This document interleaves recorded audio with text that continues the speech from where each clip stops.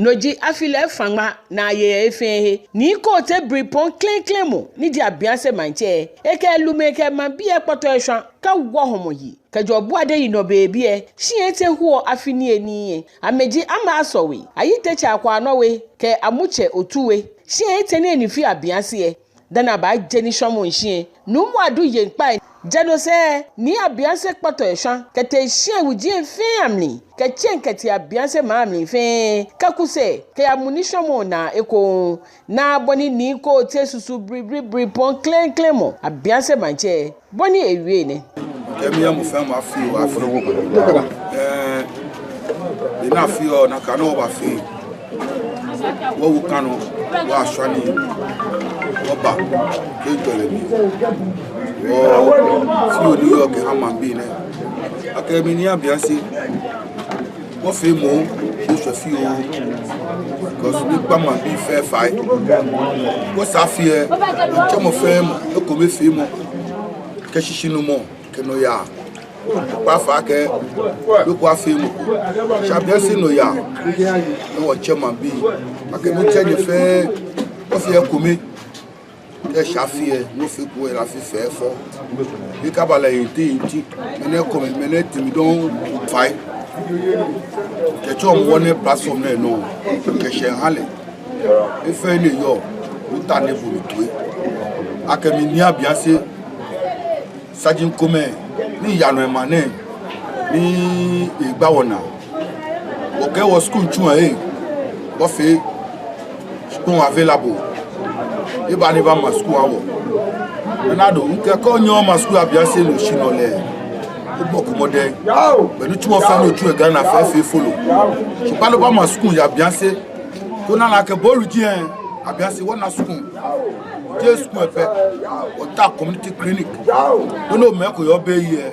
on fait school avec la ba me ko ye ni ke wo tun gba wo ba ko wa ta lo la ko so wo ya sama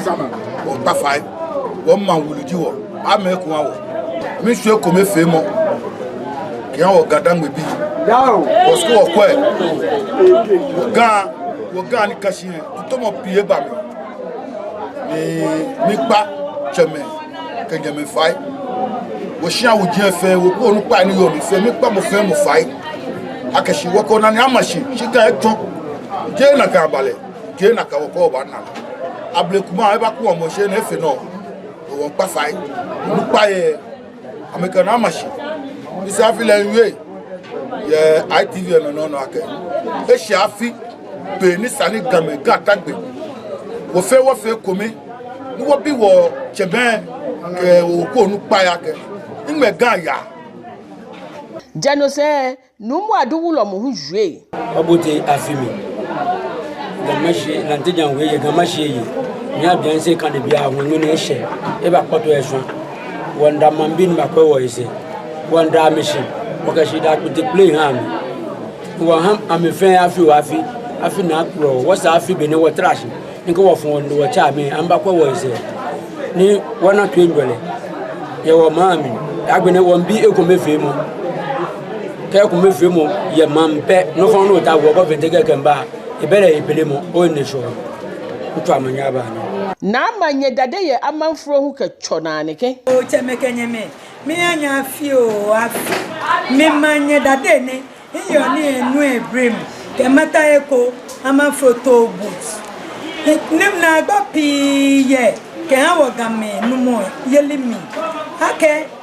kat mawe fese bobo nu TV won ko ta wo kaseni no le kusu no kaseni ye kusu yelimi ko TV ngobo nu TV ha ko nu TV ona no ni ya no ye jelemi enyo no no mo ka so no no be na yopo no ye aka heska na ke buto achuto ye wokumi na ke wobo no mo ka so no aka hie ska ewo aka ha mo ko klo amasie nyeta sie game wo ka brekuma e ba ku a wona ne wo mo won ku a brekuma na gbe enu mo ye ni wo mi se lala e ha ma afin wọ́n yìí ṣe wọ́n bẹ́ẹ̀ wọ́n yìí ṣe wọ́n bẹ́ẹ̀ mìdí agáyà èkó. àbíáṣe wọ́n yìí ṣe wọ́n bẹ́ẹ̀.